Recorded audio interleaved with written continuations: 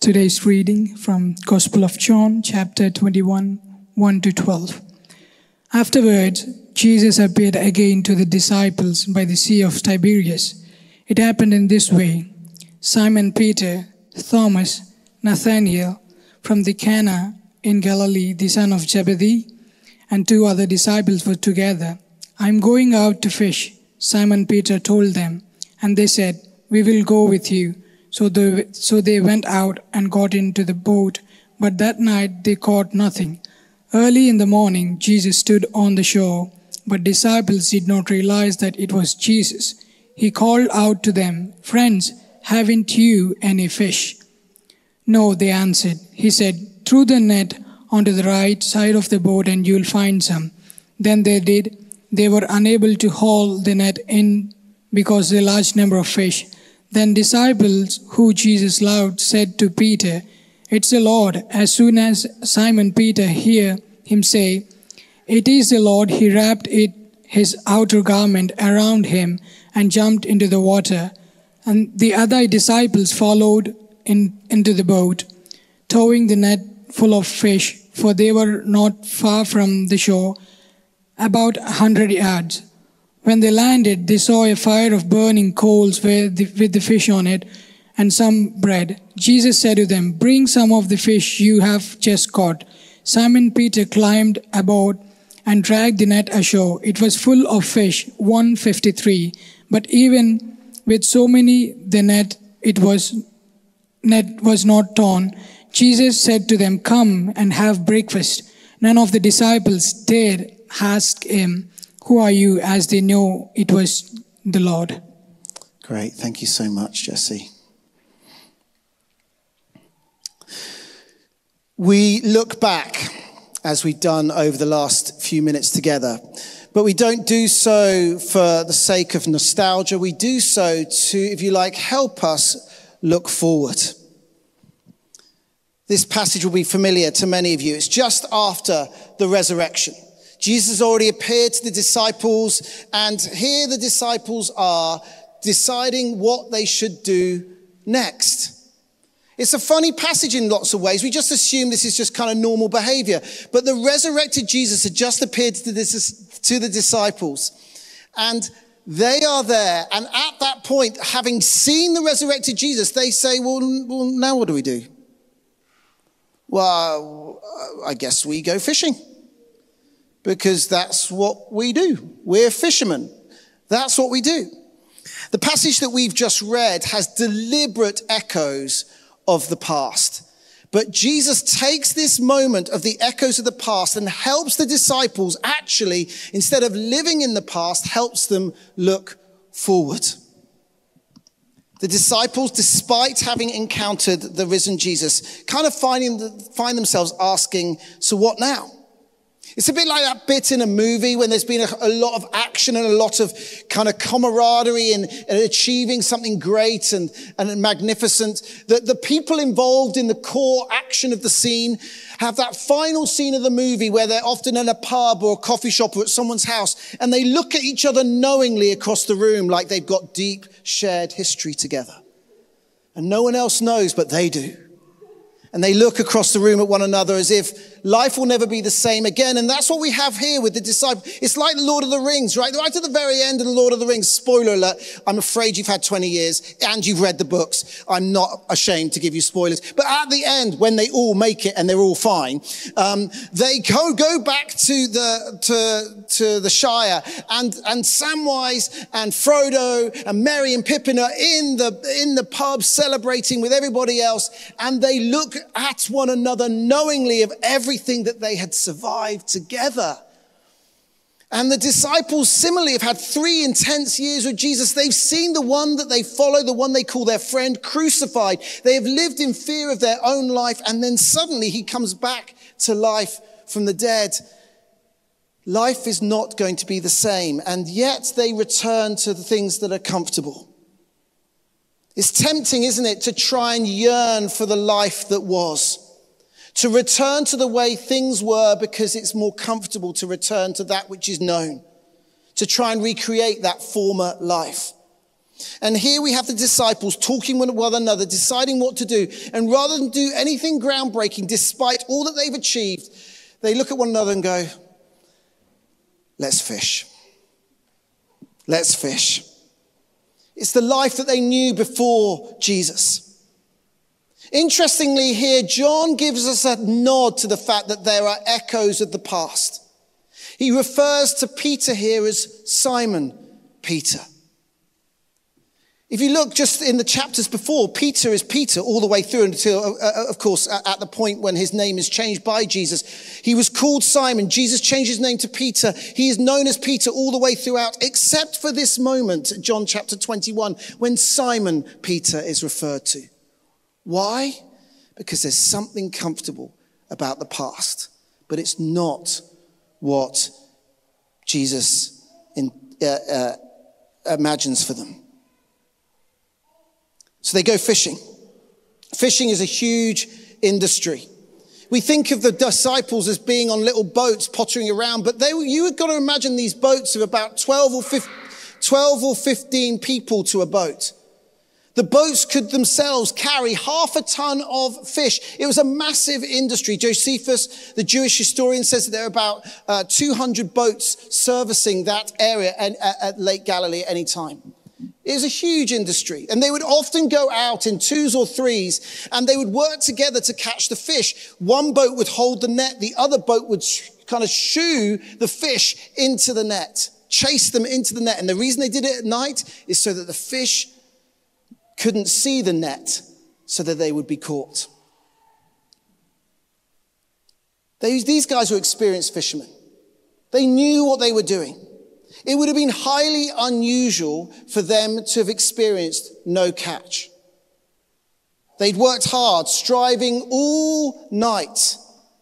And as dawn breaks, maybe 10 hours of fishing and hard work later, and they have not caught a thing, they hear a voice from across the water, a voice that they do not recognize, asking almost a mocking question. Right, spoiler alert, we know it's Jesus. They don't. Jesus knows they've not caught any fish. And what does he ask them?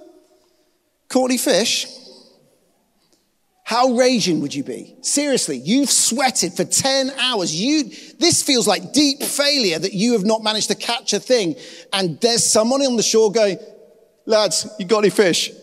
Jokes, you got any fish? No, not at all. They hear this voice, and then, even worse, they get uninvited advice. That is the worst kind of advice. When you are quite happy living your life, you didn't ask for advice, but you get it anyway. Maybe it happens for you with your friends. Maybe they text you something helpful. Maybe it happens in your marriage or even from your children, that they tell you advice that you never wanted in the first place. And what does Jesus say? Have you tried the other side of the boat? As if they had not tried. There are only 2 sides of the boat. They'd been going 10 hours. Do you think they'd been going the left-hand side of the boat the whole time? And then Jesus from the shore says, do you want to try the right-hand side too? Oh, that's an idea. We could try the other side of the boat. This is like salt in the wound for the disciples. And yet when they do, they pull in, as we're told, a boatload of fish in one go. There are many of us striving, working hard in our jobs, with our marriages, in our parenting, in our friendships, just exhausted sometimes just to get from one day to the next, to see things happen in our life the way that we want to see them. Like the disciples, to be the kind of people that can catch a boatload of fish.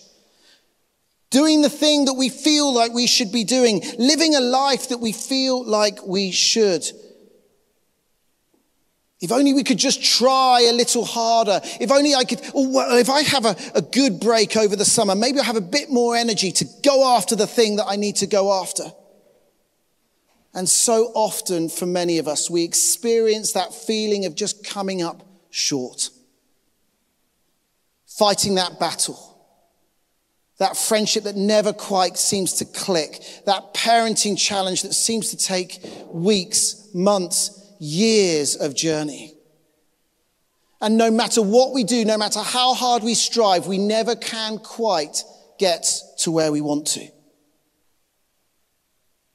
It's my belief in a few years of living that the Christian journey is a lifelong movement from self-sufficiency to divine dependency.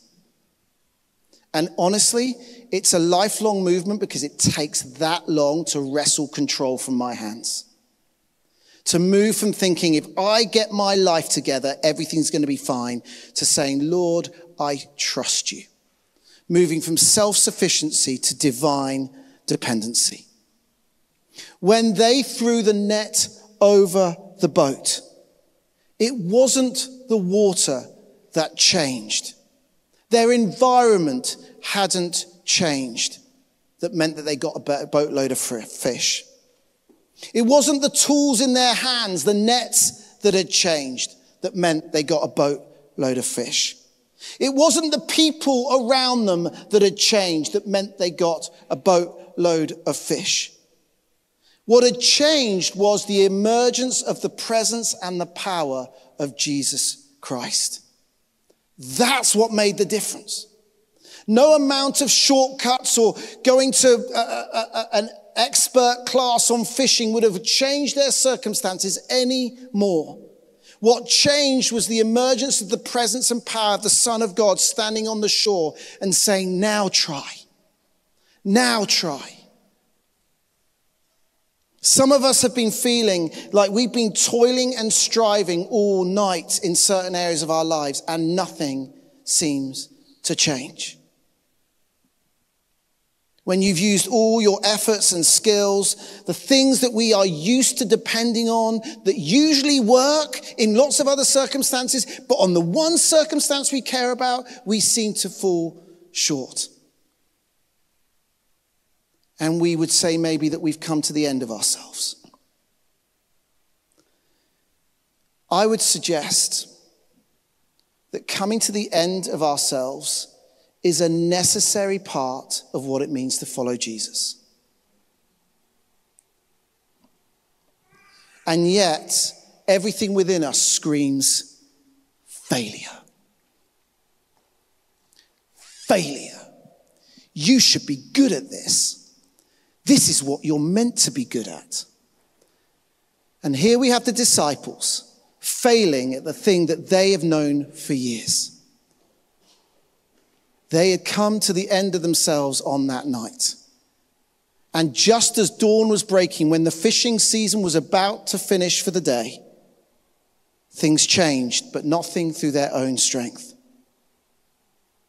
It may not be that the changing of your environment will change your circumstances. It may not be that changing the tools that you use and your proficiency at what you do will change your circumstances. It may not be that having different people around you will change your circumstances. But I can tell you this, it will be the presence and the power of Jesus that will change your circumstances. It may not be what you expect. It may not even be what you want, but it will change your circumstances. And as dawn is breaking in the 11th hour, the 11th and a half hour, Jesus comes through, and that's when the nets are filled. At the very time most fishermen would give up for the day, but Jesus' timing meant they caught a fish load and more than they were ever expecting. See, that's what happens when we come to the end of ourselves. When we come to the end of ourselves, it gives margin and room for Jesus to move in ways that we've not allowed him to before, because we've clung on so tightly in our desire for self-sufficiency that we've lost any perspective on divine dependency. And in that place of coming to the end of ourselves, we find that Jesus is not just there, but he sustains. There's a beautiful bit about the passage today. The disciples have tried to fish for hours and hours. Jesus has a laugh with them from the shore. I don't know how funny they found it, but it's a laugh all the same. They bring in this boatload of fish. And when they eventually get to shore, where they're wading or swimming or drowning or whatever they get there, Jesus is already there with a fish cooking. As if to say, you didn't need the fish in the first place, because I had it all for you anyway. When we come to the end of ourselves, we find it is Jesus that sustains in the most beautiful way, in the way that we least expect. We're at a season of life in our church where we get to go again. We've seen friends move on over the summer, and it would be tempting to look back, be nostalgic and say, I wish it was like the good old days. But I would say that Jesus would take this moment and say, instead of looking back, look forward. Because that moment changed their trajectory from being people that just returned to being fishermen to being people that were not ashamed of the gospel of Jesus Christ, as Christy talked about, and lived a life so much that all but one of them died for the sake of the thing that they knew and the person that they told others about. And the other one was exiled on an island to the end of his days. The beauty of this miracle, coming at the end of the disciples' time, was that while miraculous in its own way, it would have reminded the disciples why they were called in the first place. Just a few years before, they were fishing, doing the thing they'd always known. And as they were fishing, they had another difficult night where they didn't catch anything. And this man on the shore says, try the other side of the boat. A man they'd not met before. And they bring to shore more fish than their nets could carry, and they begin to break, and it's in Luke chapter 5.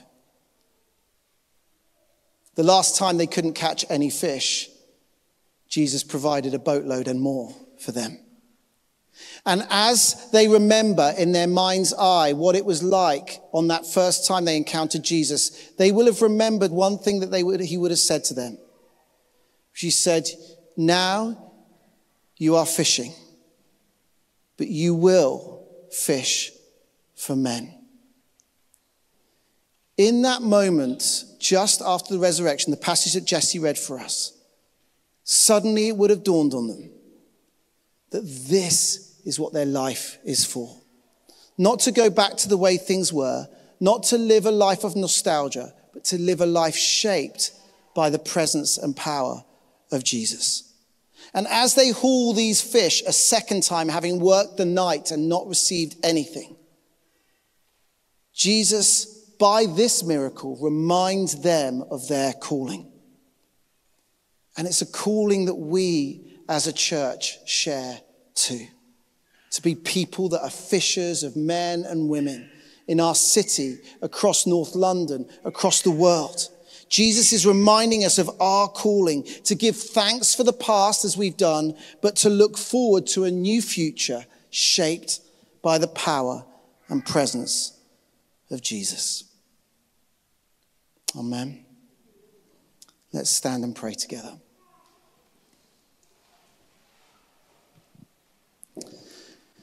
And I just want to invite the Spirit of God just to come and move in power amongst us.